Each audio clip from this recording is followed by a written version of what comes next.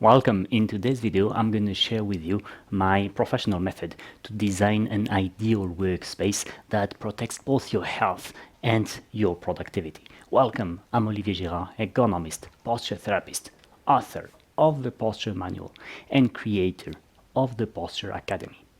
What I'm going to show you here, of course, applies also to the design of a simple workstation, but following the different steps is even more important if we're talking about a more complex workspace than just this. It can be an industrial workplace, it can be also a reception desk, and that's the example that I'm going to take.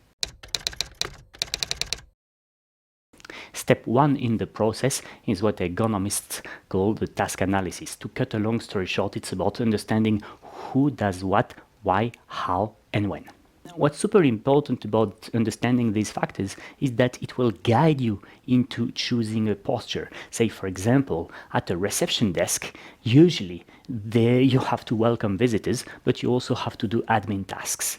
And if the protocol is that you welcome visitors sitting, well, then we will put the reception desk on some kind of a stage, 30 centimeters high or so that, the receptionist is not like this looking at the visitors. They are kind of eyes in the eyes when the receptionist is sitting and the visitor is standing. On the other hand, and in the recent example of the reception desk that I designed, the protocol suggests that the welcoming the visitors should be done standing. In that case, the reception desk is directly on the floor. So when do you sit? When do you stand? The most simple framework is to say, well, look, you sit if you can sit for more than 5 minutes in a row, i.e. not too much mobility, if you use little force, and if you work with small objects, small being less than 45 centimeters. On the other hand, if you need a lot of mobility, or you work with large objects, or you need strength, you will prefer standing.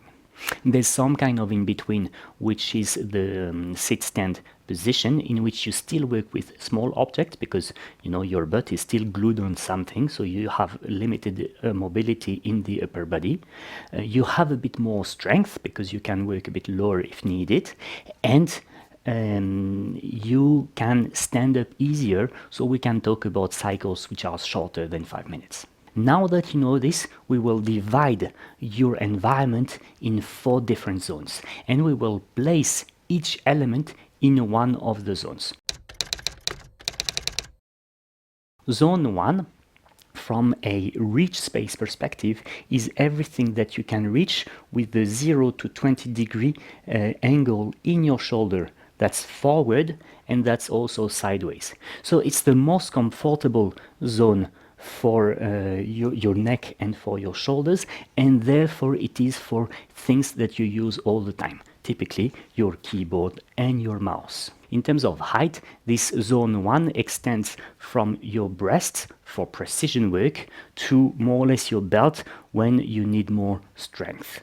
And what's in between, such as computer work, is somewhere in between, i.e. elbow height. From a visual perspective, zone 1 is characterized by the fact that it is lower than horizontal, but it doesn't force your neck downwards more than 20 degrees. And this zone extends sideways 30 degrees on the left, 30 degrees on the right. So these are things that are always going to be in your core visual field, for example, your screen. For things that you use a little bit less, you will allow yourself to go beyond this 20 degree angle in the elbow, both forward and sideways, but you don't want to move with your back. This is zone 2. So typically, zone 2 is for the things that you use a few times per hour.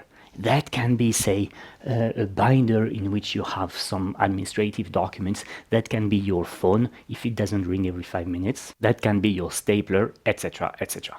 From a visual perspective, zone 2 is what you can see without turning your head into extreme angles, and that is typically for a receptionist.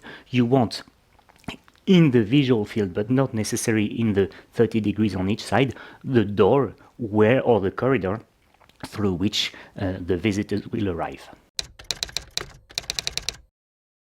Zone 3, from a reach zone perspective, it's everything which is beyond the range of motion of your shoulder, but still in front of you. So typically I'm gonna reach like this. These are things that I will use typically just a few times per day. So typically, you know, if a reception has only 5 to 10 visitors a day, well, that can make sense to put in zone 3, i.e. a bit further, the badges that you're gonna give to the visitors. From a visual perspective, zone 3 is about everything which is in front of you. So now we're not talking 30 degrees, nor trying to avoid neck movements. We're accepting neck movements, but we're still looking in that area. And we finish with zone 4, which is both from a reach perspective or from a visual perspective, things that are behind you or out of your, say, immediate space. For example, they're in another room. And these are things that you will use less than once a day. That is typically the archive. That is typically, you know, the stock for XYZ. If you have understood these different zones, well, basically your job is to create a table, zone 1, zone 2, zone 3, zone 4, and to put all the visual and physical elements in each zone.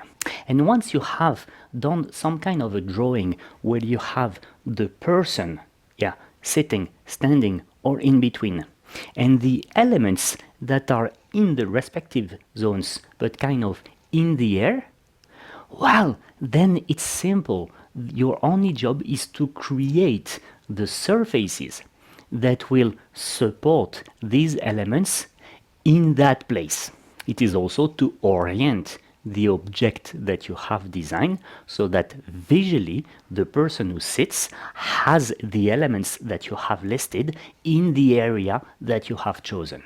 So you see, the basic principle of ergonomics is simple. I start from a person that is in a neutral and comfortable position. I position the elements that he or she uses by order of priority.